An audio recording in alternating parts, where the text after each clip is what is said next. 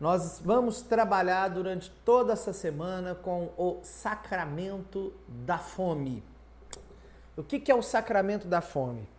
O sacramento da fome é o sacramento onde tem um alimento, porque se fala fome, já sobrevém a ideia de alimento. E o sacramento que propõe um alimento é o sacramento da Eucaristia, o pão eucarístico. Nós vamos trabalhar como texto base, então, Lucas 15, versículo de 1 a 32. Por que versículo 1 a 32?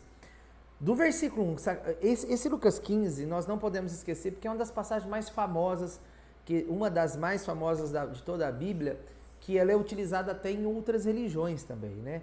Que é a passagem do filho pródigo, tá? Aquele que sai da casa do pai e depois retorna. Por que do versículo 1 ao 32?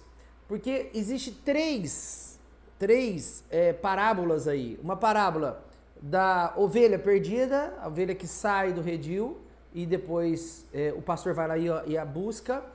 Da moeda perdida, na qual a pessoa, o dono da moeda, procura a moeda, faz festa depois que acha.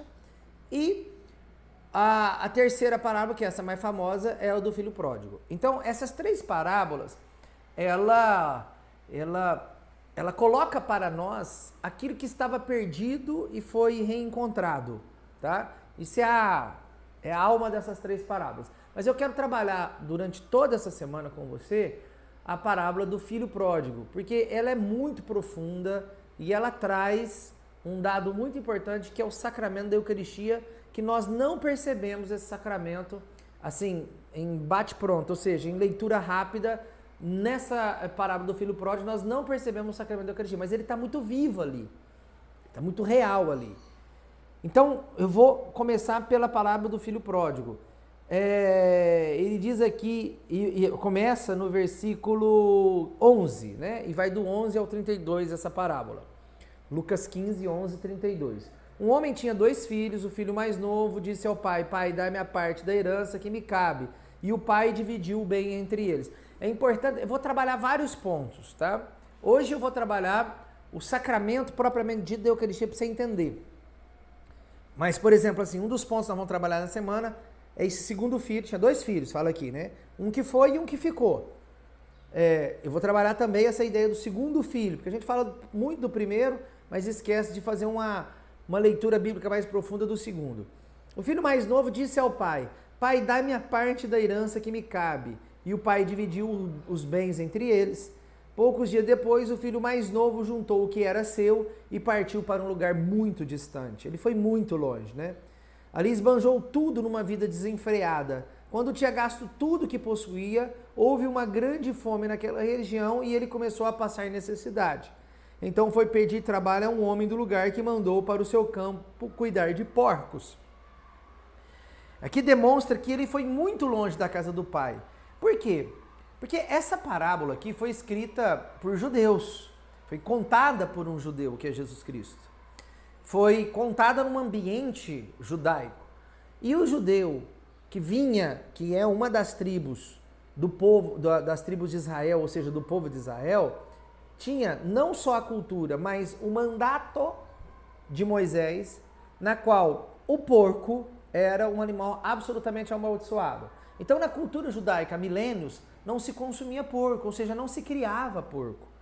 Então, quando aparece que ele foi para o seu campo cuidar de porcos, significa que ele estava tão longe da região ali da Judéia, da região da cultura judaica, que demonstra mesmo, por causa desse animal porco, demonstra que ele estava em outros povos, mas povos absolutamente distantes dali. Quer dizer, a ideia é o quê? Que Cristo quer passar colocando os porcos?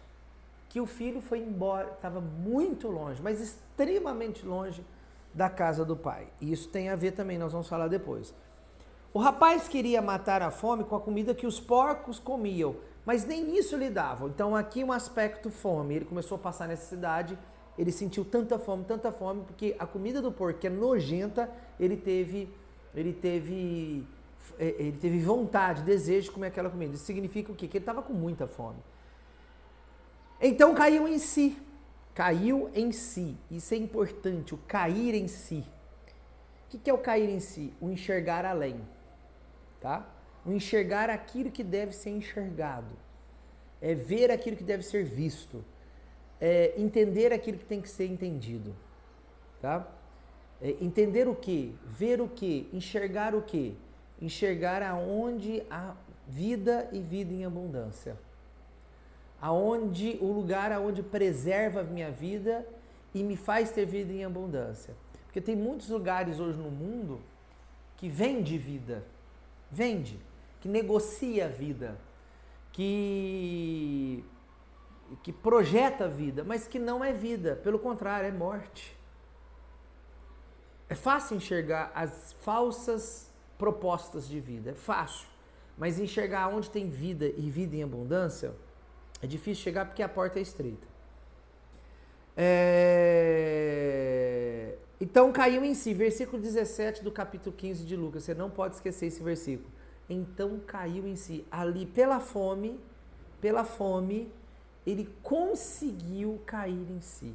Então disse: quantos empregados de meu pai têm pão com fartura e eu morrendo de fome? Essa palavra pão com fartura, ele aparece aí, mas de uma forma assim, carregada de profecia. Porque naturalmente, se fosse contada uma parábola para uma outra pessoa que não fosse Jesus que tivesse contado, ele não ia colocar a palavra pão. Porque a palavra pão, por uma ideia natural, humana, era a única palavra que não tinha que ser encaixada ali. E eu vou explicar por quê. Bom, primeiro, porque a pessoa que está com muita fome, logo ela remete, isso é natural, o nosso cérebro com muita fome, remeter a um alimento mais nutritivo, com mais substância alimentar. E que esse filho pródigo, ele tinha na cabeça dele, por causa da cultura da casa do pai, da comida do pai, um alimento muito salutar, um alimento muito nutritivo, de muita substância, que era a carne de cordeiro, a carne de carneiro. Tanto que, quando ele volta para casa do pai, depois lá embaixo, nos versículos lá embaixo, o pai fala assim, pega, mata um carneiro, mata um cordeiro e traz, porque meu filho foi reencontrado. Nós vamos ver depois isso. Então era a cultura na cabeça dele alimentar um alimento nutritivo, ser o cordeiro.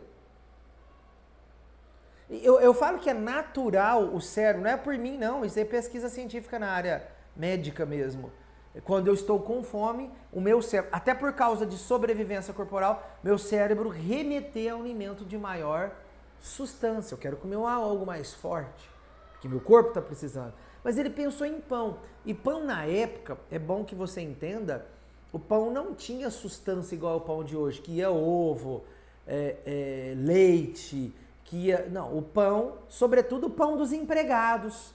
Ele fala aqui, ó, quantos empregados de meu pai têm pão com fartura? O pão do empregado, que era quase um escravo empregado, ou um escravo, era um pão absolutamente ázimo. O que é ázimo? É um pão com farinha e água, um pão pobre. O patrão não gastava dinheiro com o empregado, com o escravo. Era um pão pobre. É o pão da Eucaristia. É um pão pobre, só de farinha e só de água.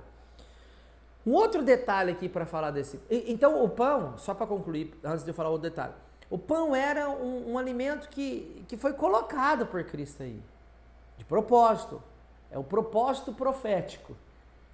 Não era para ter colocado o pão aí. O pão é um alimento onde o filho com fome não pensaria nele.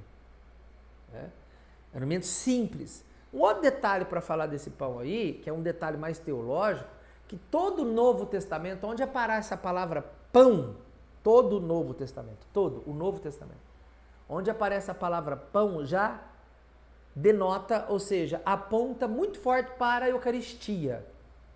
Entendeu? Então, a palavra pão, ela já aponta para a Eucaristia. Então, a multiplicação dos pães nos evangelhos, ela já aponta para a Eucaristia. Então, este pão que está aqui no versículo 17, que o filho pródigo pensou na fome, é a Eucaristia. Pão com fartura. Vê se na Igreja Católica não tem Eucaristia com fartura. Por mais que falte Eucaristia na missa, ela não falta. Ela sempre... Todo mundo vai comungar a Eucaristia numa missa.